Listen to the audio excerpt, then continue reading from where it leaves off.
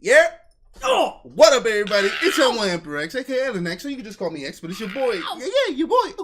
And this dusty motherfucker right here, whose ball sack is in a lot of pain, is. Ow! And several man of several pleasures, otherwise known as the Mouse King, but that's just me, and we are the Dust Budnies! Huh? Getting into a new trailer for the new Annabelle! You sound like Annabelle. Sorry, I had to pull my balls out of my ass for a second. You knocked him into fucking Alaska! So this is the new trailer for Annabelle. I don't know if anybody's familiar with the old crazy, Warrens and their whole big shebang and whatnot. So first off, I want to throw this right out there for those of you who don't know, or for those of you who didn't watch the Shadow of the Colossus episode. I don't like the Warrens at all. I don't know why. I don't like them because to them, everything is a demon. Everything. It doesn't matter what it is. And there's such a wider variety of interactivity that comes with the spiritual side of things, for lack of a better term, that it's not always a fucking demon. It's not. It's just not. Now, is this not to say that their findings haven't been substantial in a lot of regards? Well, yes. Well, here's the thing. I don't agree with that statement, but because I've seen a couple documentaries on them myself, and they have been supposedly dealing with ghosts and poltergeists. Yeah, there's all stuff. forms of spirituals. But the demons are the ones they're most famous for because they... Yes. They're the one. That's the one they're most famous for. But as it stands, even with all the books that the Warrens have written over the years, one of the biggest things is that they're self-proclaimed demonologists, right? Mm-hmm. So I understand that that's their classification for thing, but they're always so quick to turn everything immediately into a demon, and that's not always necessarily the case. To immediately assume that every single spiritual interaction is directly correlated to a demon is to undermine the fact that there is a broader form of spectral interplay. No, I get that, but what I'm saying is not every single one of their cases was a demon. Most of them were, and the ones they're most famous for are. Yes. Yeah, and don't get me wrong, they did Amityville, which was a huge fucking deal. Mm-hmm. You know what I mean? And Amityville, as far as my understanding it, obviously there's a lot of back and forth. Some believe it's a hoax. As far as my understanding of it, it was a thing. I don't necessarily have much to prove that, and I haven't actually been in the house to feel anything myself. Though with a place that, if there was a place that had that much spiritual interactivity, look, if there was a place that had that much spiritual activity to begin with, I wouldn't want to set fucking foot near that place. Are you kidding me? That's why I don't go. Yeah, right. For lack of a better term, I'm not overly sensitive to it, but I am sensitive to these kind of things.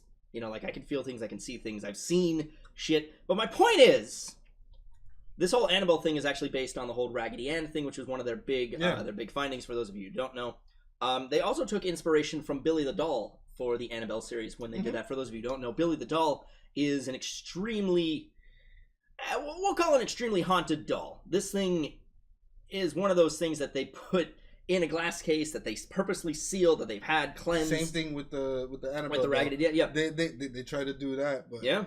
And the Warrens actually took the extra step. They turned their first house into a museum for all their shit, which again to me is just profiteering off of the things that they found that were genuinely real and the stupidity of the people who will believe in anything, kind of thing. It's my a only thing is my only thing is.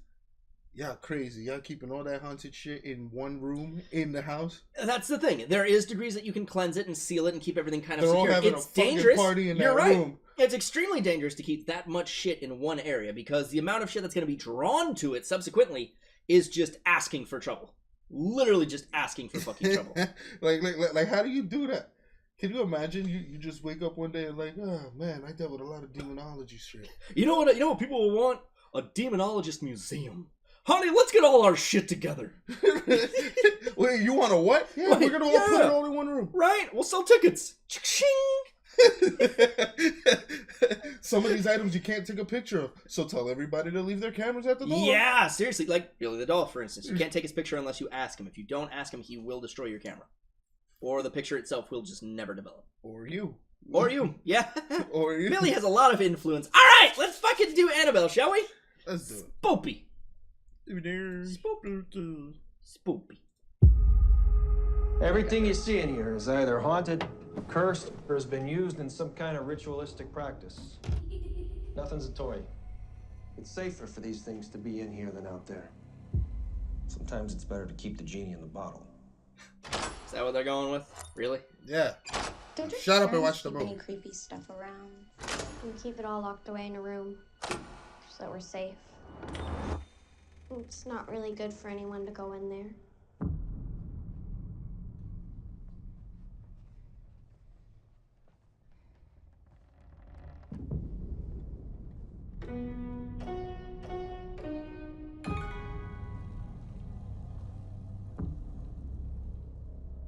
What'd you do to get in there? Yeah, I could do that too. Don't rocket my poor chair. It's my chair. I like your doll. I like the doll too.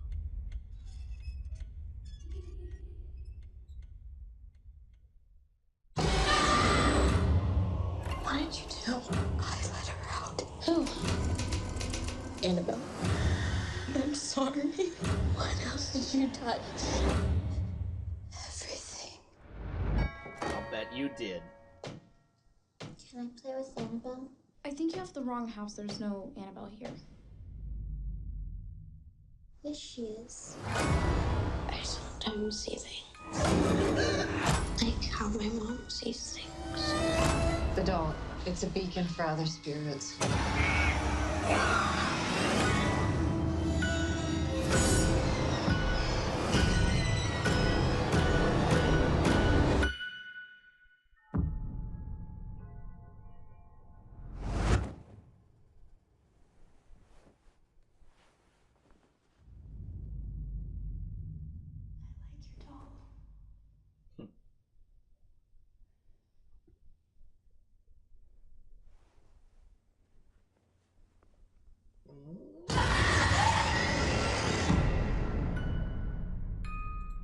Well, that was kind of cool.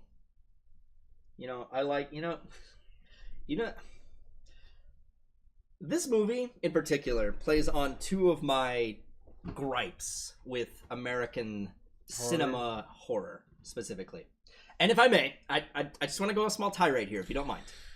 Okay, perfect. So, my problem with most American horror is that it's so self-reliant on its own ability to manipulate jump scares into some sort of overly complicated, you know, not necessarily creepy, but rather just using a degree of tension to just justify a single jump scare, right? And the thing is, it doesn't necessarily justify itself because the way it does its tension is so direct and so linear that you see it coming ahead of time a million miles away, right? Mm-hmm. So compare that to something like a good interpretation of American cinema doing horror well, right? Which would be the new It, right? They used a combination of disturbing imagery with subtle builds up here and there. You always know that he's around here somewhere. Something's gonna catch you. And you only get like one real jump scare, and that jump scare worked. Yes, because it was its only one. You know what I mean? They relied so much more on manipulating the viewer, and one of the biggest things with horror is that you have to manipulate the viewer. You have to get them in a state of mind where they're either following the character and in the character's footsteps, or using the camera work to subtly introduce tension, right? So there's a big difference between introducing tension directly for the audience and directly for the protagonist, right? So when you introduce tension to the protagonist, it subsequently goes to the audience, right? And that's the proper way to build tension, because then you and the protagonist have no idea what the fuck's going on. You feel more invested. I think right? Jump scares only work if you don't use them that often. Also a very true statement. You if know you what I use mean? them sparsely, they will work to your advantage. And if you do them well and you mix them with disturbing imagery, you can get an everlasting scare. For instance, The Grudge. That shit had some, especially for its day, had some very disturbing imagery, right? The girl climbing, yeah, like the girl climbing down the stairs as sort of like a reference to the old Exorcist movies. Mm-hmm. You know, that sticks with people. You know, the hair coming out from the corner of the wall, slowly stretching out, and then bam, it's gone kind of thing. That sketches. And this movie straight up stole a fucking scare from The Grudge, which is the one right here. Oh, the blanket. The blanket. The blanket thing is something The Grudge did a long time ago. Remember with the kid, the meowing kid? Yeah. Oh my god, that is how you fucking do it. Yeah! And that is iconic right there. You do that to anyone and they'll be like, fuck you, that's The Grudge. Fuck you. That shit sticks with you. Or was that The Grudge or The Ring? I'm sorry. Was The Grudge or The Ring? The point is, I think that was The Ring. Grudge. Was The Grudge? The point is, shit like that The is subtle. Ring. Japanese horror uses the same little girl with long black hair, okay? But the point is, it's subtle and it makes it work. It did, right? Right? But the point is, it makes it work. It utilizes itself properly. Mind you, I believe The Grudge was a remake. Yes, yeah, that was the 2000 remake. Yes. And that's the thing. Again, you use what you have to make an impact. The kid with the meowing sound, right? That's just a boy in white makeup with some eyeliner. but they made that shit work. But you gotta understand something. That's technically foreign horror. Yeah, it Japanese might be horror. because remember, The Grudge is a remake of another movie. I think it was Joan or On Joun or something like that. I forgot what the hell it was. Yeah. But it was a remake and Americanized. Yep. But they kept the Asian folklore and stories and a little grass to it. So that's why that movie was really different, because it's really a mixture between Japanese and Asian and American horror. Absolutely. Mixed in one. Absolutely. Now, this movie, my thing is, you're kind of bleeding the Annabelle season or film series dry. Yeah. Oh God, yeah. You know, I'm cool with you guys having a movie for the Conjuring verse, like a movie, but yeah, this is our third Annabelle movie. I was going to say, this is our third one, right? We had one Nun movie. Yep. We've had two or three Conjuring movies, and now Annabelle's getting a third movie. Yeah. Can we do another one? Right. Can we move away from Annabelle already? Yeah, right. Or at the very least, go a different route. Hell, be fucking honest with yourself. Pick up Billy the Doll. Do Billy the Doll outright. If you want to stay in the puppet universe,